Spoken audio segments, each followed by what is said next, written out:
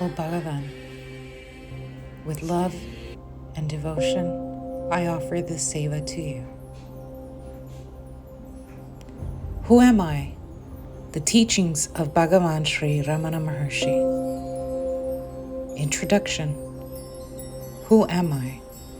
Is the title given to a set of questions and answers bearing on self-inquiry. The questions were put to Bhagavan Sri Ramana Maharshi by Sri M. Shivaprakasam Pillai about the year 1902. Sri Pillai, a graduate in philosophy, was at the time employed in the Revenue Department of the South Arcot Collectorate. During his time to Trivunamali in 1902, on an unofficial work, he went to Virupaksha cave on Arunachala Hill and met the Maharshi. There, he sought from him spiritual guidance and solicited answers to questions relating to self-inquiry. As Bhagavan was not talking then, not because of any vow he had taken, but because he did not have the inclination to talk, he answered questions put to him by writing. As recollected and recorded by Sri Shivaprakasam Pillai, there were 13 questions and answers to them given by Bhagavan. This record was first published by Sri Pillai in 1923 in the original Tamil, along with a couple of poems composed by himself relating to how Bhagavan's grace operated in his case by dispelling his doubts and by saving him from a crisis in life. Who Am I? Has been published several times subsequently. We find 13 questions and answers in some editions and 28 in others. There's also another published version in which the questions are not given and the teachings are rearranged in the form of an essay. The extant English translation is of this essay. The present rendering is of the text in the form of 28 questions and answers. Along with Viracha Sagraham, self-inquiry, Nanyar, who am I, constitutes the first set of instructions in the Master's own words. These two are the only prose pieces among Bhagavan's works. They clearly set forth the central teaching that the direct path of liberation is self-inquiry. The particular mode in which the inquiry is to be made is lucidly set forth in Nanyar. The mind consists of thoughts. The I thought is the first to arise in the mind. When the inquiry, who am I, is persistently pursued, all other thoughts get destroyed. And finally, the I, thought itself, vanishes, leaving the supreme non-dual self alone. The false identification of the self with the phenomena of non-self, such as the body and mind, thus ends, and there is illumination, Sakshatkara. The process of inquiry, of course, is not an easy one. As one inquires, who am I? Other thoughts will arise, but as these arise, one should not yield to them by following them. On the contrary, one should ask, to whom do they arise? In order to do this, one has to be extremely vigilant. Throughout constant inquiry, one should make the mind stay in its source, without allowing it to wander away and get lost in the mazes of thought created by itself.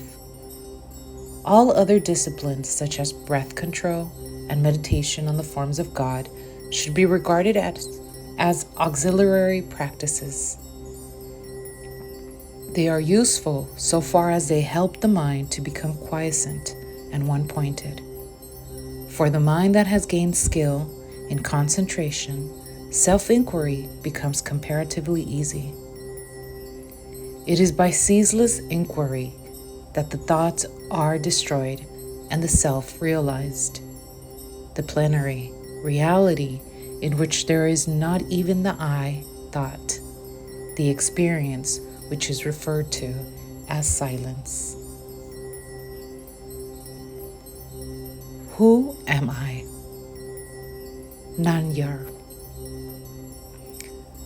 All living beings desire to be happy always, without any misery. In everyone, there is observed supreme love for oneself, and happiness alone is the cause of love.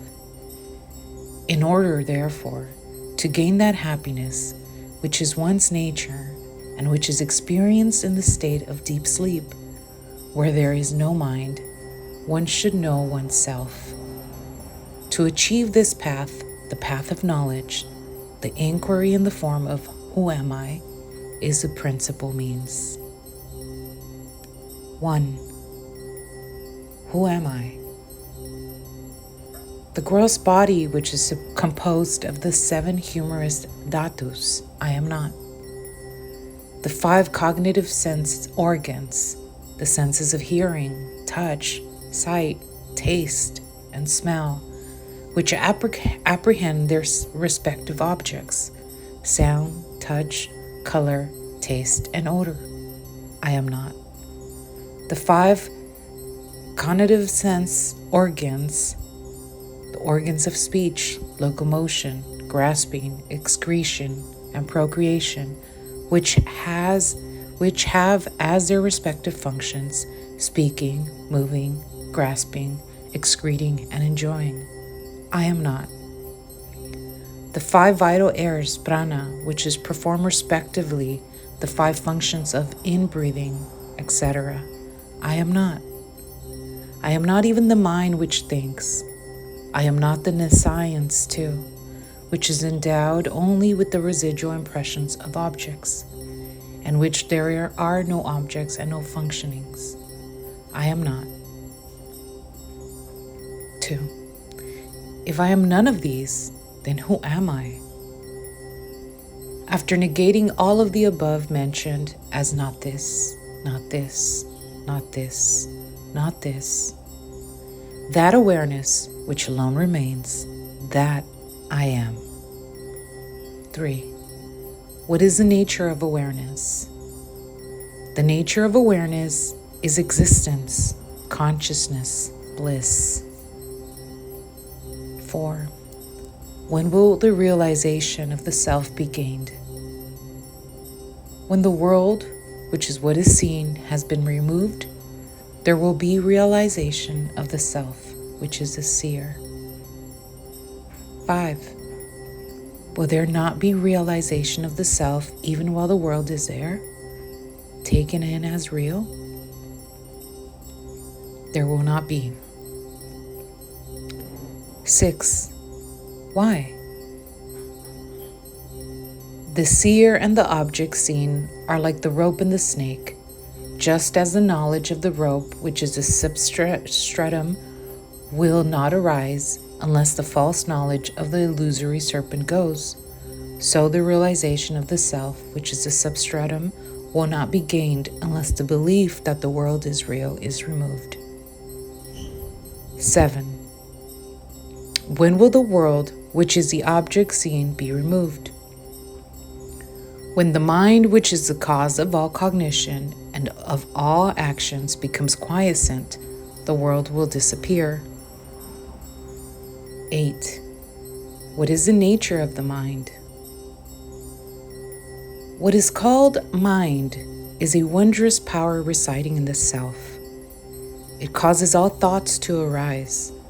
Apart from thoughts, there is no such thing as mind. Therefore, thought is the nature of mind. Apart from thoughts, there is no independent entity called the world. In deep sleep, there are no thoughts, and there is no world. In the states of waking and dream, there are thoughts, and there is a world also.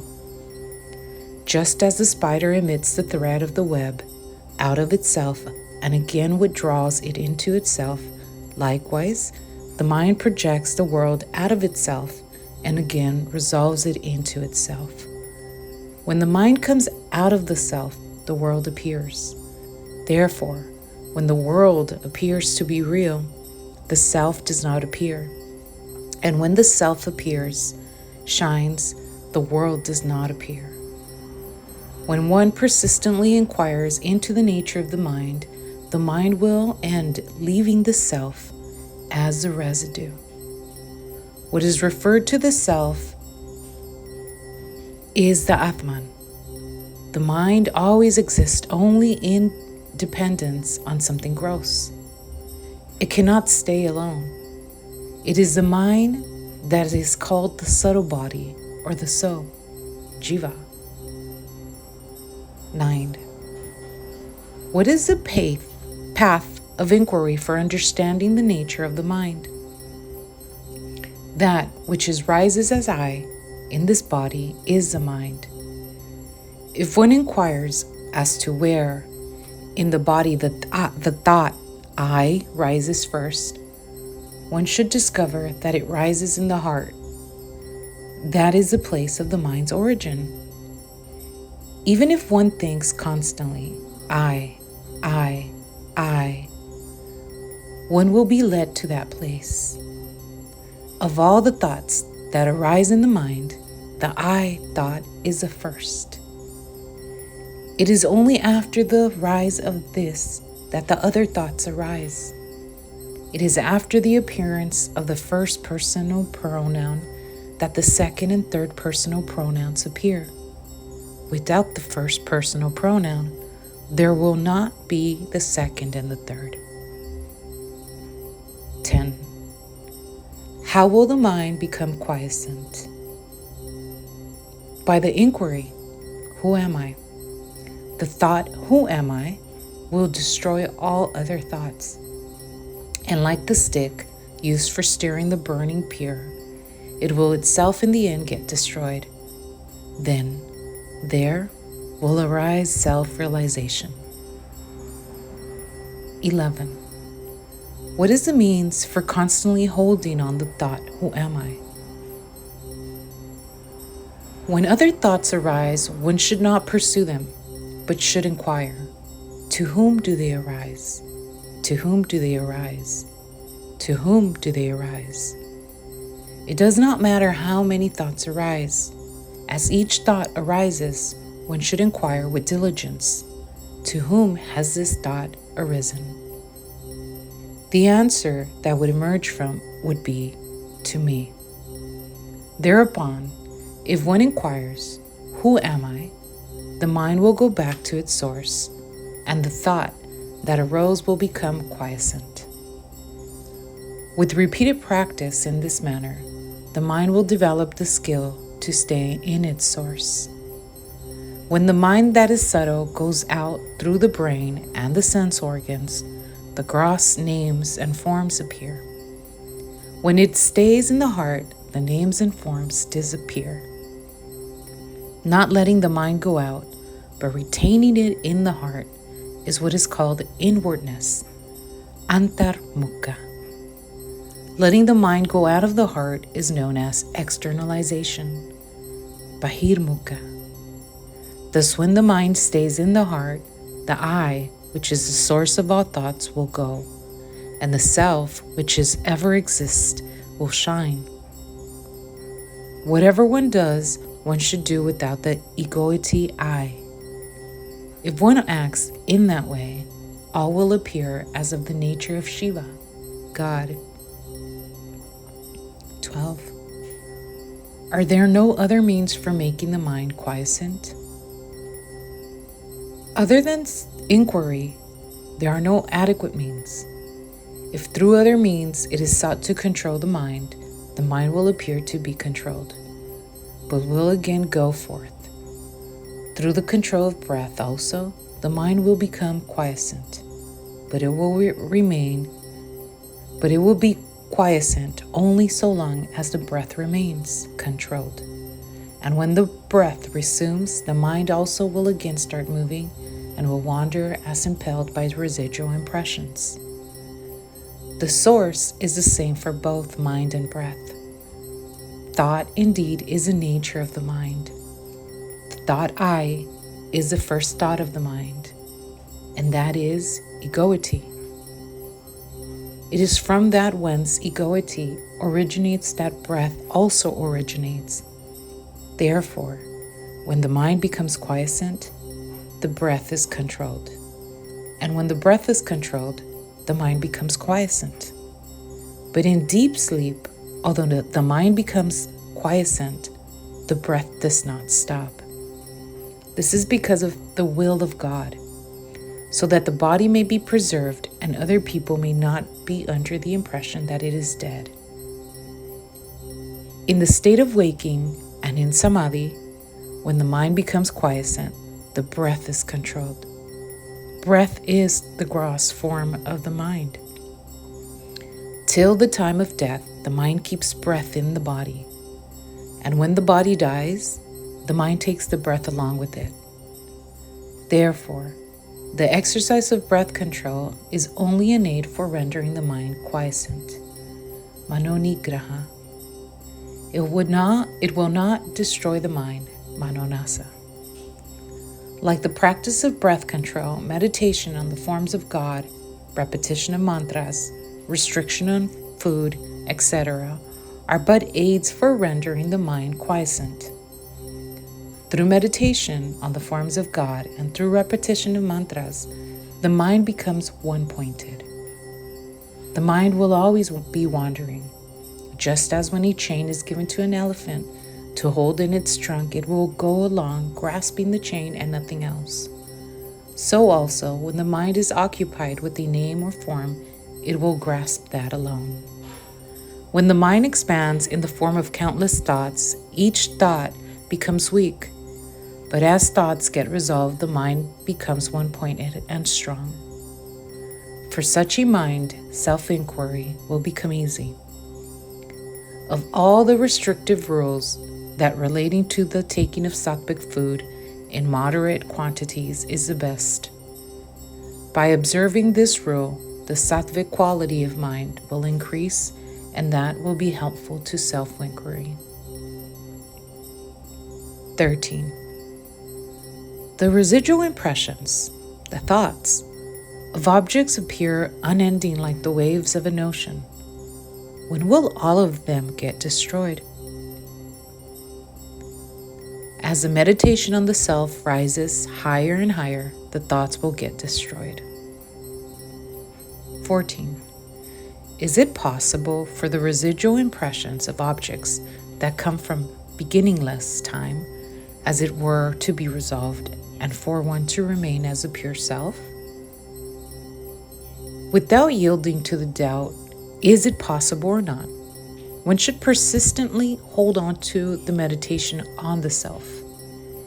Even if one be a great sinner, one should not worry and weep, "Oh, am I a sinner?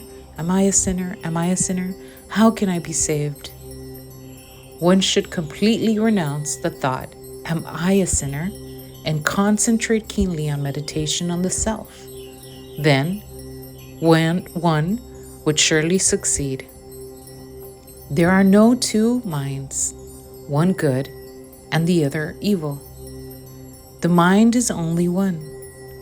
It is the residual impressions that are of two kinds, auspicious and inauspicious. When the mind is under the influence of auspicious impressions, it is called good. And when it is under the influence of inauspicious impressions, it is regarded as evil. The mind should not be allowed to wander towards worldly objects and what concerns other people. However bad other people may be, one should bear no hatred to them or for them.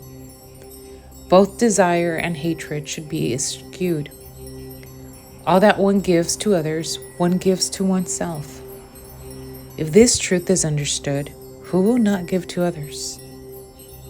When one's self arises, all arises. When one's self becomes quiescent, all becomes quiescent. To the extent we behave with humility, to that extent there will result good. If the mind is rendered quiescent, one may live anywhere. 15. How long should inquiry be practiced? As long as there are impressions of objects in the mind, so long the inquiry, "Who am I?" is required. As thoughts arise, they should be destroyed then and there, in the very place of their origin, through inquiry. If one resorts to contemplation of the self unintermittently until the self is gained, That alone would do. As long as there are enemies within the fortress, they will continue to sally forth. If they are destroyed as they emerge, the fortress will fall into our hands. 16. What is the nature of the self? What exists in truth is the self alone. The world, the individual soul, and God are appearances in it, like silver and mother of pearl. These three appear at the same time and disappear at the same time.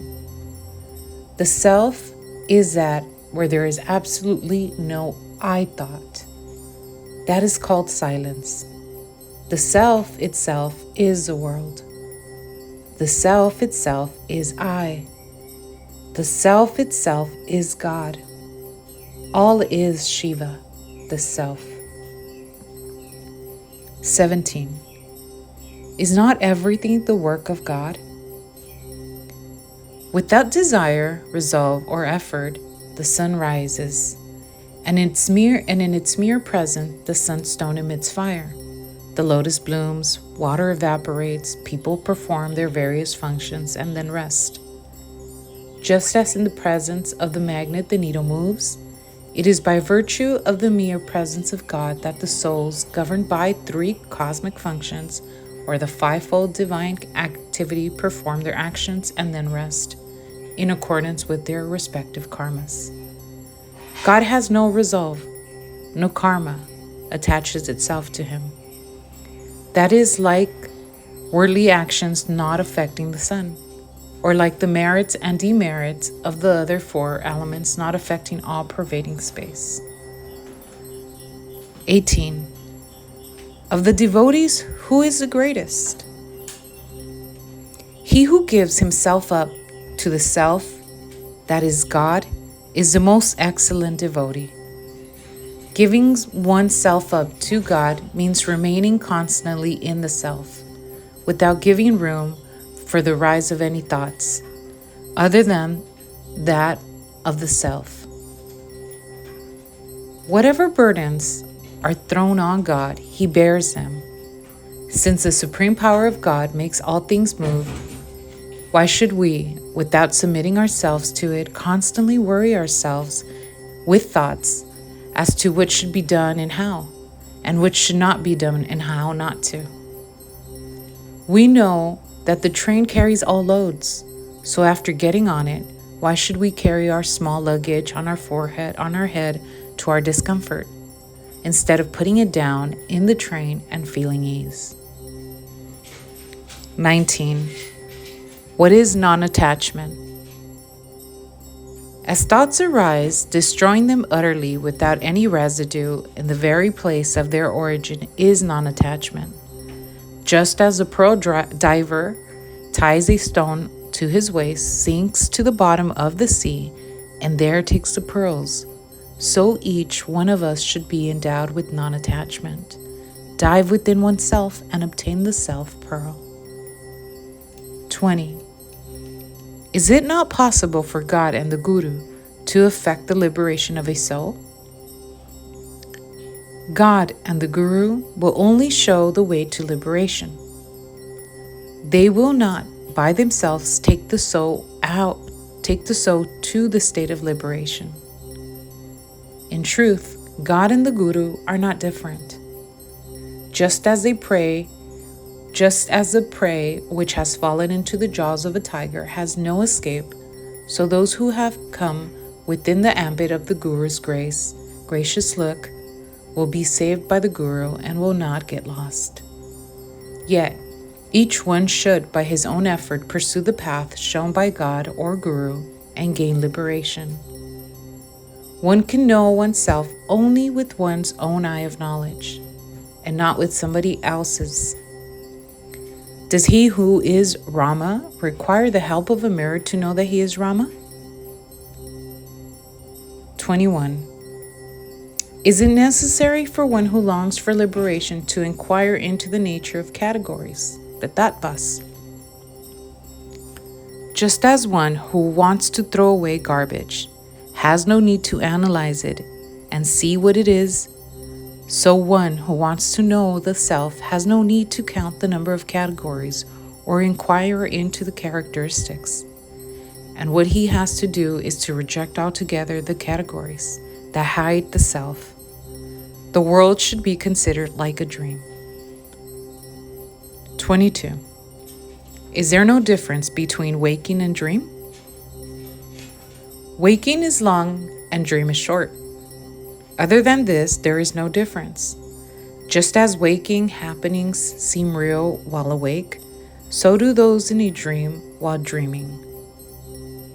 In dream, the mind takes on another body. In both waking and dream states, thoughts, names, and forms occur simultaneously. 23. Is it any use reading books for those who long for liberation? All the texts say that in order to gain liberation, one should render the mind quiescent. Therefore, their conclusive teaching is that the mind should be rendered quiescent. Once this has been understood, there is no need for endless reading. In order to quieten the mind, one has only to inquire within oneself what one's self is. How could this search be done in books? One should know oneself with one's own eye of wisdom.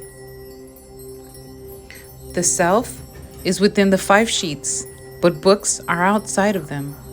Since the self has to be inquired into by discarding the 5 sheets, it is futile to search for it in books. There will come a time when one will have to forget all that one has learned. 24. What is happiness? Happiness is the very nature of the self. Happiness and the self are not different. There is no happiness in any object of the world.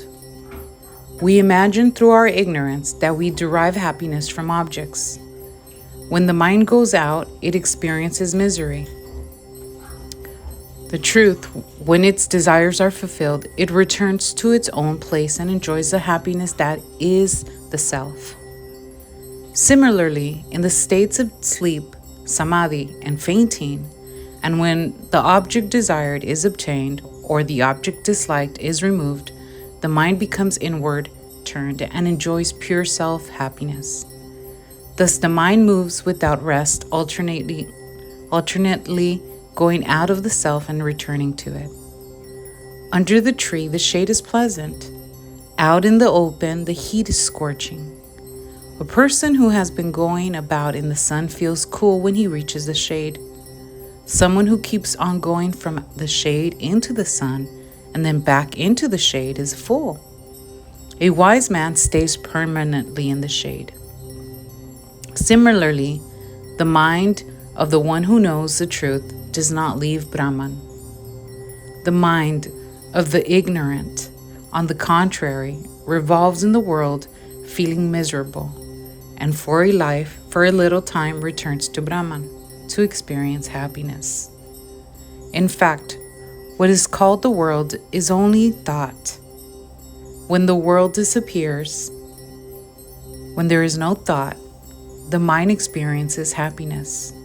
And when the world appears, it goes through misery. 25. What is wisdom insight? Jnana drishti. Remaining quiet is what is called wisdom insight. To remain quiet is to resolve the mind in the self. Telepathy, knowing past, present, and future happenings, and the clairvoyance do not constitute wisdom insight. 26. What is the relation between desirelessness and wisdom? Desirelessness is wisdom. The two are not different. They are the same. Desirelessness is refraining from turning the mind towards any object. Wisdom means the appearance of no object. In other words, not seeking what is other than the self is detachment or desirelessness. Not leaving the self is wisdom. 27. What is the difference between inquiry and meditation? Inquiry consists in retaining the mind in the self. Meditation consists in thinking that oneself is Brahman, existence, consciousness, bliss. 28. What is liberation? Inquiring into the nature of oneself that is in bondage and realizing one's true nature is liberation.